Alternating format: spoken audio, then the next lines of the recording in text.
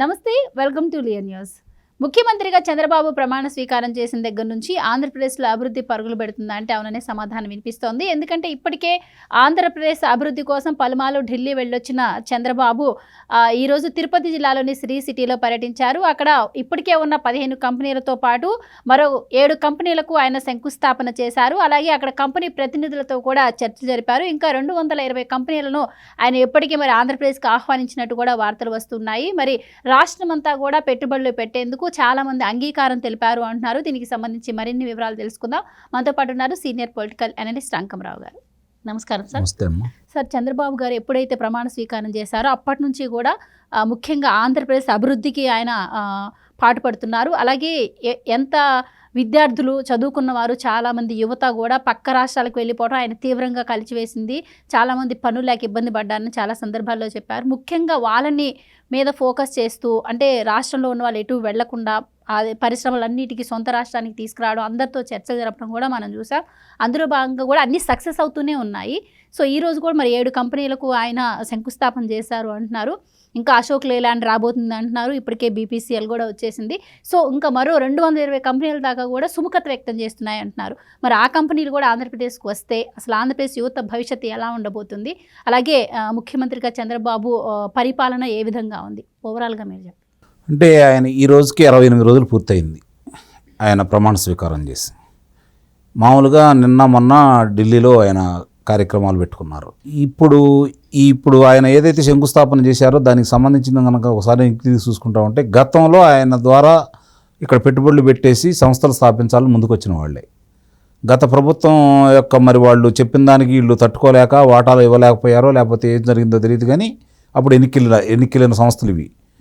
మళ్ళీ ఈరోజు తిరిగి ఆయన వచ్చినందువల్ల కొనసాగిస్తున్నారు. ఇప్పుడు మీరు అన్నట్టు ఆయన ఆంధ్ర రాష్ట్రంలో 20 లక్షల మంది ఉద్యోగం కల్పన చేయాలి, 20 లక్షల మందికి ఈ 5 సంవత్సరాలు అని చెప్పని తండ్రి కొడుకులు ఇద్దరు మొట్టమొదటి చెప్తానే ఉన్నారు. దాని తోడు పవన్ కళ్యాణ్ గారు కూడా అదే మాట మాట్లాడుతున్నారు. ముగ్గురు ఒకే మాట మీద వెళ్తున్నారు కాబట్టి కేంద్రం కూడా ఇప్పుడు సహకారం అందిస్తుంది కాబట్టి రేపు ఈ గత 5 సంవత్సరాలు అయిపోయే నాటికి భారతదేశంలో ఆంధ్ర రాష్ట్రం అక్షరక్రమంలోనే కాకుండా అభివృద్ధిలో కూడా ముందంజలో ఉంటుందని, వ్యాపార పరంగా చూసుకున్నా కూడా అభివృద్ధిలో కూడా ముందంజలో ఉండాలని చెప్పని అడుగులు వేసుకుంటూ వెళ్తామని ఉన్నారు.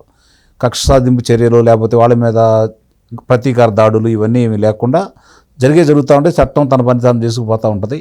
దీనివల్ల ఏం జరుగుతుందంటే ఇప్పుడున్న వాళ్ళు ప్రతిపక్షంగా అంటే ప్రతిపక్ష హోదా లేకపోయినా కూడా ప్రధాన ప్రతిపక్షం వాళ్ళే కాబట్టి వాళ్ళు ఏంటంటే ఎట్టి పరిస్థితుల్లో కూడా ఆంధ్ర రాష్ట్రం ఈ విధమైన అభివృద్ధి సాధిస్తే యువకులందరికీ కూడా ఉద్యోగ కల్పన జరిగితే మత్తు పదార్థాలకు బానిసైన వాళ్ళు వాటిని వదిలేసి వాళ్ళ వ్యాపారం దెబ్బతింటుంది కాబట్టి ఉద్యోగాలు చేసుకుంటూ ఉంటే వాళ్ళ కాళ్ళ మీద వాళ్ళు నిలబడి వాళ్ళు ముందంజలో వెళ్ళిపోతూ ఉంటే వీళ్ళు చెప్పే మాటలు అయితే నమ్మరు కదా, ప్రత్యక్షంగా వాళ్ళకి కనపడతా ఉంటుంది. కాబట్టి ఎట్టయినా సరే దీన్ని చెడగొట్టాలని ప్రయత్నం చేస్తున్నారు వాళ్ళు. ఇప్పుడు వీళ్ళు చేసే హడావుడి దీన్ని పక్కకు పట్టించడం కోసం వాళ్ళ మీద ఉన్నటువంటి అభియోగాలు, రోజుకొక అభియోగాలు అయితే బయటకు వస్తున్నాయి కదా, ఆ అభియోగాల నుంచి దారి మళ్లించడం కోసం దాని గురించి చర్చించుకోకుండా వీళ్ళు చెప్పేదాని గురించి చర్చించుకోవడం కోసమే ఇక్కడ అరాచకాలు జరిగినాయని, హత్యలు జరుగుతున్నాయి అని చెప్పని ఈ విధమైనటువంటి ప్రచారం వాళ్ళు మొదలుపెట్టారు.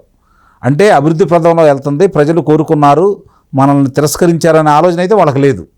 151 స్థానాలు ఉండాలని 11 స్థానాలకు పరిమితం చేశారంటే మన మీద ఎంత కోపంగా ఉన్నారు ఈ ప్రజలని చెప్పని ఇప్పుడు కూడా వాళ్ళు ఆలోచించుకోలేకపోతున్నారు. అయినా సరే ఇప్పుడు కూడా వాళ్ళ ఆలోచన ఎలా ఉందంటే ఈ వచ్చే వాటిని ఎలా ఆపాలా, అలాగే కేంద్రంలోనూ ఇతర దేశ విదేశాల్లోనూ ఆంధ్ర రాష్ట్రంలో అరాచకాలు జరుగుతున్నాయి, హత్యలు జరుగుతున్నాయి అని చెప్పని ప్రచారం ఎలా చేయాలి, ఇదే వాళ్ళ ఇప్పుడున్న ఆలోచన. అందుకోసమే ఎప్పుడు ఇన్నిసార్లు ఆయన అధికారం ఉన్నప్పుడు కూడా పత్రికలతో మాట్లాడినటువంటి ముఖ్యమంత్రి ఈరోజు పదే మాట్లాడతానికి కారణం ఏంటంటే వాళ్ళు చేసినటువంటి అరాచకాలకి అక్రమాలకి సాక్ష్యాలతో సహా ఉన్నాయి కాబట్టి ఎక్కడ వాళ్ళని అదుపులో తీసుకుంటారో అదుపులో తీసుకున్నప్పుడు దానికంటే ముందే ఇది ఈ రాకుండా చేయడం కోసం, పక్కదారి మళ్లించడం కోసం దాని మీద దృష్టి పెట్టకుండా వీళ్ళు చేసే అభియోగాల గురించి వీళ్ళు ఆలోచిస్తూ ఉంటే వాళ్ళు చేసే అరాచకాల మీద దృష్టి పెట్టకుండా ఉంటారని చెప్పని ఒక సరికొత్త ప్రణాళికతో వాళ్ళు ముందుకెళ్తున్నారు. తక్కువగా అంచనేయడానికి వీల్లేదు. ఎందుకంటే వాళ్ళకి ఇవన్నీ నిరూపితం అయితే శిక్షలు పడతాయని చెప్పి వాళ్ళకి క్షుణ్ణంగా తెలుసు కాబట్టి దాన్ని దారి మళ్లించడానికి చేస్తున్న ప్రయత్నం అయితే నేను భావిస్తున్నాను. చంద్రబాబు నాయుడు గారు ఇవన్నీ గతంలో చాలా చూశారు, ఇవాళ కొత్తవి కాదు. కాబట్టి ఆయన పని ఆయన చేసుకుంటూ వెళ్ళి ముందు పెట్టుబడులు వచ్చేసి యువతకి ఉద్యోగ కల్పన జరిగితే రాష్ట్రం అభివృద్ధి సాధిస్తే ఈ అప్పుల నుంచి బయటపడితే అనేది ఆలోచించుకోవాలి. ఇంతవరకు ఈ 3 వారాలు అంటే ప్రతి శుక్రవారం కూడా గత ప్రభుత్వం నుంచి ఆనవాయితీగా వస్తుంది ఏంటంటే ప్రతి శుక్రవారం కూడా రిజర్వ్ బ్యాంక్ దగ్గర తాకట్టు పెట్టుకోవడం కోసం, అంటే వేలానికి బాండ్లు వేలం వేసుకోవడం కోసం ప్రతి ఇంటిని పెడతా ఉంటారు. ఇది 3వ వారం. 3 వారాల నుంచి అప్పు కోసం ఇంటిని పెట్టుకోవట్లా. ఇది వాళ్ళకి అర్థం కాని విషయంలా ఉంది. అసలు ఎట్లా ఏంటి? ఇప్పుడు తెచ్చిన అప్పులకి వడ్డీలు 1,00,000 కోట్ల రూపాయలు కనపడతా ఉన్నాయి. మరి ప్రతి నెల పెంచిన పింఛన్లు భారం కనపడతా ఉంది. ఇంకా అధికంగా ఇస్తూ ఉన్నారు. సకాలంలో ఉద్యోగస్తులకు జీతాలు వేస్తున్నారు. మరి ఇవన్నీ ఎలా సాధ్యం? వాళ్ళకి అందుబాటలేదు.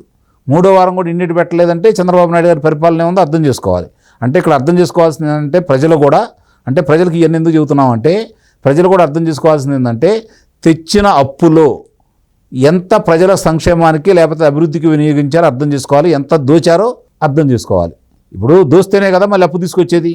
అదే ఉన్న డబ్బులు కనుక సద్వినియోగం చేస్తే అప్పులకు వెళ్ళే పని లేదు కదా. మరి 3 వారాలు అప్పులకు వెళ్లకుండా జరుగుతుంది అంటే గతంలో ఎందుకు అప్పులు వెళ్ళేవారు ప్రతి వారానికి? అంటే తెచ్చిన డబ్బులంతా ఏమైపోతున్నాయి, ఎక్కడ వినియోగించారో ఆ లెక్కలన్నీ బయటకు వస్తుంటే ఇప్పుడు వాళ్ళకి ఏం చేయాలో అర్థం కావట్లేదు. చెమటలు పట్టిపోతూ ఉన్నాయి. ఒక్కొక్కడు బయటకు వస్తూనే ఉన్నాయి. అధికారులు పారిపోతున్నారు, ప్రజాప్రతినిధులు పారిపోతున్నారు. రోజు రోజుకి వాళ్ళ ఆహాకారాలు మిన్నమిట్టిపోతున్నాయి. జరుగుతున్న విషయాలన్నీ చూస్తూ ఉంటే ఒక్కొక్క కుంభకోణం అంతా బయటకు వస్తూ ఉంది. ఈ కుంభకోణాలకు సంబంధించి వాళ్ళను గనక రెవెన్యూ రికవరీ యాక్ట్ ప్రకారం గనక మళ్ళీ దాన్ని వాళ్ళ మీద ప్రయోగిస్తే మాత్రం భారతదేశానికి అప్పులు కూడా తీరిపోతాయి. ఆంధ్ర రాష్ట్రానికి భారతదేశం దగ్గరికి వెళ్ళి, అంటే మన కేంద్రం దగ్గరికి వెళ్ళి మాకు అప్పు కావాలనే అవసరం కూడా తీరిపోయి ఆ వచ్చే డబ్బులతోటి ఈ 5 సంవత్సరాలు కూడా పరిపాలన సజావుగా సాగించవచ్చు. అంత దోపిడీ జరిగింది. ఈ జరుగుతున్న వాతావరణం చూస్తామండి. ఇంకోటి కొత్తగా నిన్న మొన్న మనకి ఆర్టీఏ ద్వారా కొన్ని విషయాలు తెలుస్తున్నాయి. ఏంటంటే అమరావతి ఈ అధికార మార్పిడి జరిగిన తర్వాత 2019 నుంచి 2021 లోపు 1,200 ఎకరాలు ప్రభుత్వ భూములు, కుంటలు, చెరువులు, ప్రభుత్వానికి సంబంధించిన కూడా వాళ్ళ నియోజకవర్గాలంటే పులివెందల, కమలాపురం, కడప, ప్రొద్దుటూరు, జమ్మలమడుగు ఈ ప్రాంతానికి సంబంధించిన వాళ్ళకి ఆ భూములు బదలాయించారని చెప్పని, తప్పుడుగా రిజిస్ట్రేషన్ చేయించుకున్నారని చెప్పని మనకి తెలుస్తూ ఉంది. అసలు ఈ కూడా త్వరలో వాటి మీద విచారణ మొదలుపెట్టేసి దానికి సంబంధించిన వాళ్ళందరి మీద శాఖాపరమైనటువంటి చర్యలు తీసుకోవాలని చెప్పి ముందుకెళ్తున్నారని మనం తెలుస్తూ ఉంటాయి. ఇట్లాంటి వరుసను కనపడతా ఉంటే ఏదైనా సరే ఏ కార్యక్రమం చేపట్టినా వాళ్ళు ఒకళ్ళకి ప్రజలకు ఏదన్నా ఒక పథకాన్ని ప్రవేశపెట్టారు అంటే దాని వెనక ఎంతో కుంభకోణాలు బయటకు వస్తూ ఉన్నాయి. ఇక్కడ ఇది ప్రజలకి పప్పు బెల్లాలాగా ఒక 5 పైసలు ఇచ్చేసి మిగిలిన 95 పైసలు ఎలా కొట్టేయచ్చో వాళ్ళు బాగా నేర్చుకున్నారు. గతం నుంచి కూడా వాళ్ళకి తెలిసింది అదే. ఆ రోజు 2004 నుంచి అదే కొనసాగించారు. తిరిగి 2019 నుంచి 2024 వరకు కూడా అలానే కొనసాగించారు. దానికి సంబంధించిన అధికారులను పక్కన పెడుతున్నారు. ఇంకా క్షేత్రస్థాయిలో సహకరించిన వాళ్ళు ఉన్నారు, ఇంకా సహకరించే వాళ్ళు ఉన్నారు. వాళ్ళందరినీ దృష్టిలో పెట్టుకునే చంద్రబాబు నాయుడు గారు ఈరోజు కేంద్రం దగ్గరికి వెళ్ళి వీళ్ళతోటి మేము పరిపాలన చేయలేము, ఇట్లా జరుగుతూ ఉంది కాబట్టి నాకు కేంద్ర సర్వీసుల నుంచి అధికారులు కావాలి, అప్పుడే నేను ఆంధ్ర రాష్ట్రంలో పరిపాలన సజావుగా సాగించగలను అని చెప్పని వివరాలతో కూడినవన్నీ అక్కడికి అమిత్ షా గారికి ఇచ్చేసి వారి ద్వారా కొత్త వాళ్ళని మళ్ళీ తీసుకొచ్చేసి పరిపాలన గాడిలో పెడతారని చెప్పని ఆయన భావనగా ఉంది. అలా కనుక వెళ్తే మళ్ళీ ఆంధ్ర రాష్ట్రంలో ఇప్పుడు గతంలో జరిగి ఇప్పుడు సిసోడియా గారు ఉన్నారు, భూ కుంభకోణాలకు సంబంధించి మదనపల్లిలో విచారణ చేసి వాస్తవాలు బయటపెట్టారు. చెప్తున్నట్టు ప్రతి శాఖలోనూ అవినీతి ఉంది. అలాగే రాష్ట్రం మొత్తం కూడా అభివృద్ధిలో 10 సంవత్సరాలు వెనక్కి వెళ్ళిపోయిందని కూడా మనం 10 సంవత్సరాలు ఒక తరమే నిర్వీర్యమైపోయింది. ఒక తరమే నిర్వీర్యమైంది. అలాగే యువత కూడా ఎంత నిరుత్సాహంగా ఉన్నారో మనకు తెలిసిన విషయమే. చదువుకొని ఉద్యోగాలు లేక పక్క రాష్ట్రాలకు వెళ్తే అవమానాలు పాలవడం కావచ్చు. చాలామంది కూడా ఖాళీగా ఉంటున్న టైంలో ఇప్పుడు చంద్రబాబు తీసుకున్నటువంటి ఈ నిర్ణయాలు వాళ్ళ భవిష్యత్తుకి పునాదులు వేసినట్టే అవుతుంది. అలాగే నైపుణ్యం ఉన్న వాళ్ళకి నైపుణ్య శిక్షణ ఇవ్వడం కూడా కావచ్చు. అలాగే BPCL ప్రాజెక్ట్తో కూడా కొన్ని వేల మందికి ఉద్యోగాలు వస్తాయని విన్నాం. సో ఈ వచ్చే కంపెనీలతో కూడా మరి 25,000 మంది దాకా ఉద్యోగాలు వచ్చే అవకాశం ఉందని కూడా వార్తలు వస్తూ ఉన్నాయి. ఇది ఒక్కటే కాదు, ఇప్పుడు జరుగుతున్నాయన్నీ ఆయన వరుసని ప్రణాళికబద్ధంగా తీసుకుని వెళ్ళే దాంట్లో చూసుకుంటూ ఉంటే గతంలో పారిపోయిన కంపెనీలని తిరిగి రప్పించే కార్యక్రమం కొన్ని అయితే వచ్చే పరిస్థితి. జైకి లాంటి పరిశ్రమ, ఎందుకంటే అంతర్జాతీయ సంస్థ కాబట్టి మిగిలిన కొన్ని ఎన్నికి తీసుకొచ్చే కార్యక్రమం మొదలుపెట్టేశారు. తర్వాత 5 అంచెల భద్రత, గతంలో ఎవరు ఏ రాష్ట్రంలో కూడా దాన్ని కొనసాగించలేదు. ఎవరంటే టాటా కంపెనీ లాంటి వారిని తీసుకొచ్చేసి ఇక్కడ సేకరణ లాంటి వాళ్ళని తీసుకొచ్చేసి వైస్ చైర్మన్గా నియమించుకొని ఈయన చైర్మన్గా ఉంటూ ఈ టాస్క్ ఫోర్స్, పరిశ్రమకు సంబంధించిన టాస్క్ ఫోర్స్ ఏర్పాటు చేసేసి అట్లా ముందుకెళ్తున్నారు. కాబట్టి వచ్చే పరిశ్రమలకి దేశంలో ఉన్న పెద్ద పెద్ద పారిశ్రామికవేత్తలందరూ దాంట్లో సభ్యులు కాబోతున్నారు. కాబట్టి వాళ్ళ సంస్థలు ఇక్కడికి వస్తాయి ముందు, అది అర్థం చేసుకోవాలి. ఎందుకంటే వెలిసిపాటు మీరు ఇందా చెప్పినట్టు అశోక్ లేలాండ్ మళ్ళీ తిరిగి వస్తుంది టాటా వాళ్ళది. ఇంతకుముందు పారిపోయారు, మళ్ళీ వాళ్ళు వస్తున్నారు.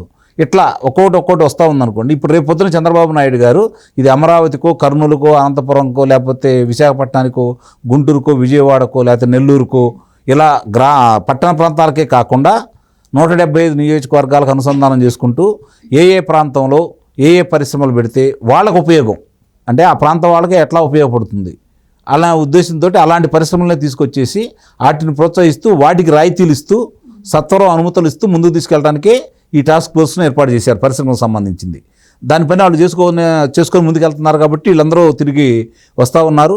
రేపు అది కార్యాచరణ వచ్చేసి భారతదేశ వ్యాప్తంగా వాళ్ళందరూ వచ్చేసి మరొక సమావేశం ఏర్పాటు చేసిన తర్వాత పరిశ్రమలు మొదలై అట్లాగే విద్యా సంస్థలు వచ్చేసి నవనగరాల నిర్మాణాలు కనుక శరవేగంగా కనుక ముందుకు వెళ్ళగలిగితే అక్కడ గతంలో కట్టినటువంటి కట్టడాలకు సంబంధించి మిగిలిన పనులన్నీ పూర్తి చేసేసి అక్కడ కార్యకలాపాలు కనుక మొదలుపెట్టేసి అధికారులకి వాళ్ళకి నివాసయోగ్యమైనటువంటి ఇల్లుని కేటాయించేసి ఇక్కడే ఉండి వాళ్ళందరూ కూడా ఉంటే ఎంత ఆదాయం రాష్ట్రానికి చేకూరుతుందో ఒకసారి ఆలోచించుకోవాలి. అవన్నీ జరుగుతూ ఉన్నప్పుడు దానికి సంబంధించినవన్నీ చూసుకుంటూ ఉంటే చిన్న చిన్న అడ్డంకులు కూడా తొలగిపోతూ ఉన్నాయి. ఎయిమ్స్ చాలా ప్రతిష్టాత్మకమైన సంస్థ భారతదేశంలో. ఎయిమ్స్ అనేది మంగళగిరిలో ఎప్పుడో ప్రారంభించారు గత చంద్రబాబు నాయుడు గారి హయాంలో. 5 సంవత్సరాల్లో వాళ్ళకి నీరు కూడా ఇవ్వకుండా ఎంత ఇబ్బంది పెట్టారో చూశారు. ఇవాళ దానికి సత్వరం శాశ్వతంగా నీరు ఇచ్చేటట్టుగా ఏ అడ్డంకులు లేకుండా కూడా అడ్డంకులన్నీ తొలగించేశారు కాబట్టి ఇంకా అక్కడ వేగంగా పనులు కూడా జరుగుతూ ఉంటాయి. ఇట్లాంటివన్నీ కూడా ఇప్పుడు వాళ్ళు వచ్చారు. మెగా పోలవరం తీసుకుందామండి.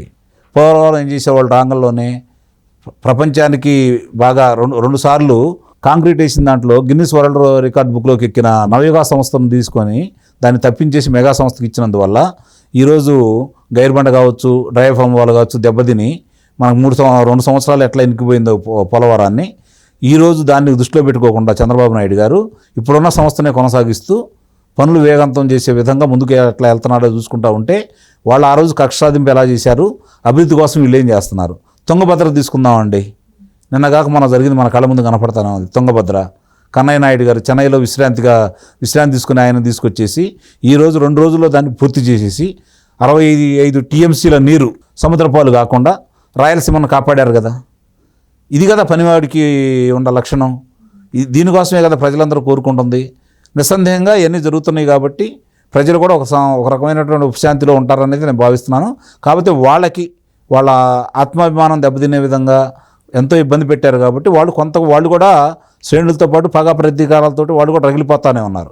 అధికారులు శిక్షలు ఎందుకు ఇవ్వట్లేదు, వాళ్ళ మీద చర్యలు తీసుకోవట్లేదని జరుగుతూ ఉంటాయి. ఎవరు వదిలిపెట్టే పని లేదు.